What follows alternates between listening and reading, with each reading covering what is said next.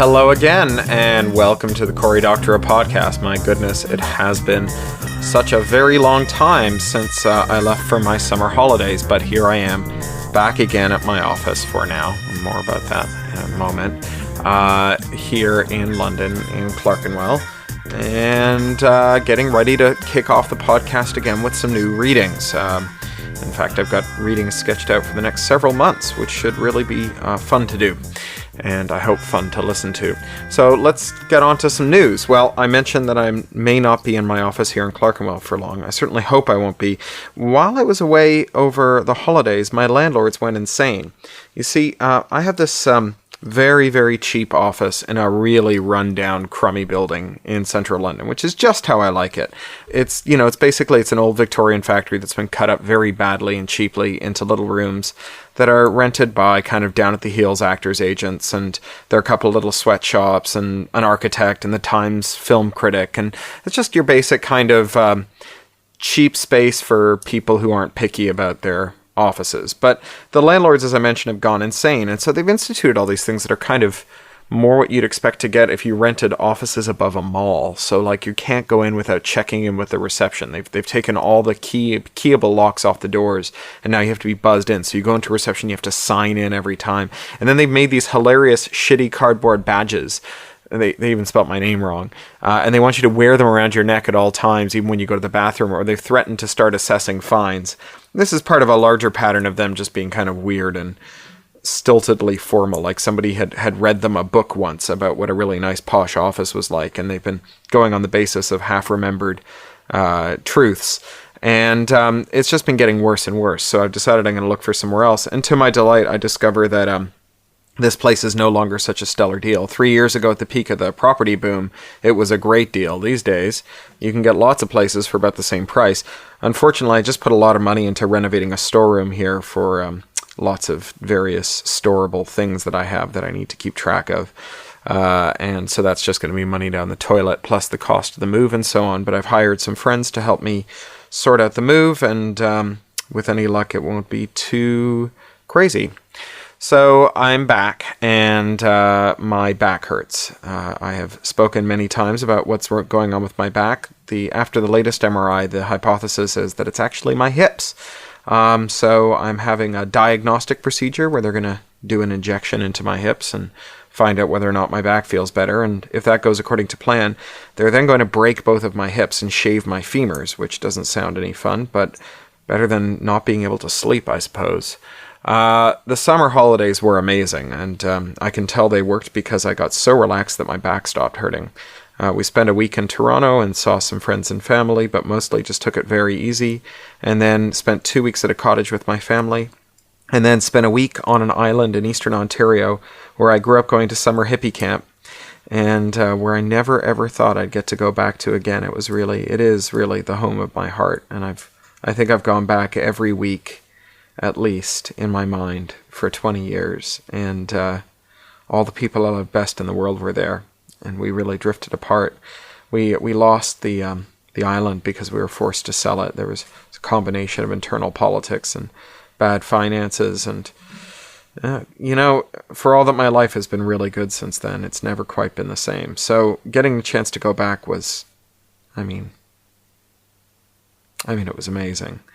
And the people who own it now, they're copy-fighting archive automation people involved in museums. One of them used to run the Smithsonian, and they're really, really nice people. And I had such a wonderful time with them there, although I fear I was kind of a difficult house guest for the first couple of days because I was just walking around with tears leaking out of my eyes. But after a week there, gosh, it was really something. So it was a really, really good summer. And then we got back, and I was back in London for 36 hours, and then I flew to Australia. I was at the Melbourne Writers' Festival and the Worldcon for 5 or 6 nights, and then I got on a plane and I went back to London for the weekend, and then I went to Germany, and I saw a lot of you in Germany. I was in 14 cities in 10 days there on the German tour for Little Brother. And then last weekend, I was in Amsterdam for the Picnic conference. Very good conference, and I gave a benefit talk for Bits of Freedom. It was all by way of launching the Dutch edition of Makers. And now, here I am, home again. I'm working still very, very hard on pirate cinema. This is my third young adult novel about kids involved with the copyright wars here in London. And also very, very excited that next week on October the 4th, I will be interviewing William Gibson live on stage as part of his tour for his new book, Zero History, which I'm very, very fond of. And I really like Bill, and I really like talking with him. So I've been thinking up lots of clever things to ask him when we get on stage, but I hope it can mostly be about him. But there are still tickets, I believe, so I hope if you're in London, you'll consider coming down. It's on October the 4th, rather. I think it's 6:30 or 7. You can get the information at intelligencesquared.com. That's all one word. Intelligence Squared, Squared. So I mentioned I've got a big reading queued up. I'm going to read to you from a short story, a novella actually, that Charlie Stross and I wrote, called Jury Service. And this is the first of two novellas we wrote together, the second one being Appeals Court. But we are actually going to write a third one, a sequel to it, called Parole Board. And all three of them are going to be bunged together by Tor Books, who are going to publish them between one set of covers and a new title, which is Rapture of the Nerds. And Charlie and I are going to go back and rewrite the first two to kind of join them up a little more smoothly. So Rapture of the Nerds will be the book that comes out of this, and partly to refamiliarize myself with these, because I haven't read them in 5 or 6 years. I'm going to read them aloud to you. And with that, I will start. Jury Service by Charles Stross and Cory, Doctorow. For a change, Hugh's head hurts more than his bladder. He's lying head down on his back in a bathtub. He scrambles for a handhold and pulls himself upright. The tub is a terrible place to spend the night, or morning, come to think of it. He blinks and sees that it's mid-afternoon. The light slanting in through a high window limns the strange bathroom's treacly Victorian features with a roseate glow. That was quite a party. He vaguely remembers the gathering dawn, its red glow staining the wall outside the kitchen window as he discussed environmental politics with a tall, shaven-headed woman with a blue forelock and a black leather mini-dress straight out of the 20th century. He has an equally vague memory of her defending a hardcore transhumanist line, score 0-0 to both sides. A brief glance tells him that this room wasn't a bathroom when he went to sleep in it. Bits of the bidet are still crawling into position, and there's a strong smell of VOCs in the air. His head hurts. Leaning over the sink, Hugh twiddles the taps until they begin to dribble cold water. He splashes his face and runs his hand through his thinning hair, glances up at the mirror, and yells, "Shit!" There's a spindly black biohazard trefoil tattooed on his forehead. It wasn't there yesterday. Behind him, the door opens. "Having a good morning?" asks Sandra Lull, whose mutable attic this must therefore be. She's holding a 3-kilo mini-sledge in one hand, tossing it in the air and catching it like a baton twirler, her grotesquely muscled forearm bulging with hyper-pressured blood and hormones at each catch. "I wish," he groaned. Sandra's parties tend to be wild. "Am I too late for the dead dog?" "You're never too late." Sandra smiles broadly, camping it up. "Coffee's on in the kitchen, which is on the ground floor today. Bonnie gave me a subscription to the House of the Week, and today's my new edition. Don't worry if you can't remember where everything is. Just remember the entrance is at ground level, okay?" "Coffee," Hugh says fervently. His head is pounding, but so is his bladder. Can I have a minute?" "Yes, but I'd like my spare restroom back afterwards. It's going to be en suite, but first I have to knock out the wall through into the bedroom." She hefts her sledgehammer suggestively. Hugh slumps down at the toilet as Sandra shuts the door behind her and bounces off to roust out any other leftover revelers. He shakes his head as he relieves himself. Trapped in a mutating bedroom by a transgendered, atheist, Pakistani role-playing critic. Why do I keep ending up in these situations, he wonders, as the toilet gives him a scented wash and blow-dry. When it offers him a pubic trim, he hastily retrieves his kilt and goes in search of coffee. Sandra's new kitchen is frightfully modern. It's one of those white room jobs that looks empty at first, sterile as an operating theater, but oozes when you glance away, extruding worktops and food processors and fresh-fabbed cutlery. If you sit suddenly, there'll be a chair waiting to catch your buttocks on the way down. No separate appliances, just smart matter and raw ingredient feedstock. Last night it looked charmingly gas-fired and Victorian, but now Hugh can see it in the raw. He feels queasy, wondering if he ate anything from it. But relief is at hand. At the far end of the room, there's a traditional-looking dumb worktop, with a battered, old-fashioned electric cafetiere sitting on it, and some Joe who looks strangely familiar is sitting there, reading a news sheet. Hugh nods at him. Where are the mugs?" he asks. The guy stares at Hugh's forehead for an uncomfortable moment, then gestures at something foggy that's stacked behind the pot. "Pick one of those," he says. Right. Glassy aerogel cups with walls a centimeter thick, light as frozen cigar smoke. He takes the jug and pours, hands shaking. Hugh has got the hot and cold sweats. The hell was I drinking, he wonders, as he takes a sip. He glances at his companion, evidently another survivor of the party. A medium-height, bald Joe, maybe in his mid-30s, with the unnaturally stringy build that comes from overusing a calorie restriction implant. No piercings, no scars, tattoos, or neomorphisms, apart from his figure, which might be natural. That, plus his black leather bodysuit, means that he could be a fellow naturalist. But this is Sandra's house, and she has distressingly eclectic tastes. "That today's?" he asks, glancing at the paper. "It could be." The fellow puts it down and grins oddly. "Had a good lie-in." "I woke up in the bathroom," Hugh says, ruefully. "Milk?" "Here." He shoves something that resembles a bowl of blue ice cubes at Hugh. Hugh pokes at one dubiously, then dunks it in his mug. "Hey, this stuff is organic, isn't it?" "Only the best polymer-stabilized emulsions for Sandra," the Joe says, sardonically. "Of course it's organic. Nothing but carbon, hydrogen, nitrogen, and a tinge of oxygen in them." Hugh takes a sip. "Of course, you could say the same about your cell phone," adds the stranger. Hugh puts the mug down, unsure of where the conversation's leading. There's something disturbing about this, a sense of déjà vu nagging at the edges of his mind, as if... "You don't remember me, do you?" asks his companion. "Alcohol has this effect on me at times," Hugh confesses in a grateful rush. "I've got an awful memory." "The name's Bonnie," says the man. "You spent most of the early hours trying to cop a feel by convincing me that Nietzsche was responsible for global cooling."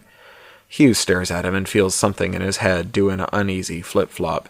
Yes, the resemblance is clear. This is the woman he was talking to last night. It's amazing what a good bathroom can do in the way of cellular redifferentiation surgery these days, you know? The bald guy, Bonnie, continues. Then he winks at Hugh with what Hugh realizes to his horror is either lascivious intent or broad and filthy-minded humor. "How's your hangover? Are you up to picking things up where we left off?" "Ugh," says Hugh, as the full force of the post-party cultural hangover hits him between the eyes, right beneath the biohazard trefoil, and the coffee hits his stomach. "Need fresh air now!" The next morning, Hugh wakes up more gently, awakened by sunlight, but this time in his own bed. He yawns and sits up, pauses for a moment to get his bearings, then ventures down the comfortably unchanging stairs to retrieve his post. The dusty tiles in his vintage late 19th century terrace house are cold beneath his bare feet. A draft leaks around the ill-fitting outer door, raising goose flesh on his bare legs. 2/3 of the mail is spam, which goes straight on the recycle before reading pile, but there's also a genuine letter, complete with a stamp on the envelope, ink on paper. Someone took the trouble to communicate with him personally, putting dumb, thrax-prone matter in motion to make a point. He rips the envelope open with a cracked fingernail. He reads, "Your application for International Triage Jury Service has been provisionally accepted. To activate your application, present this letter in person to..." He carries the letter through into the kitchen, puts it on the table so he can keep an eye on it as he eats. He barely notices the morning chill as the battered Red Crescent surplus food processor barfs up a lukewarm cup of Turkish coffee, a vague facsimile of scrambled eggs, and an even vaguer pastiche of bacon.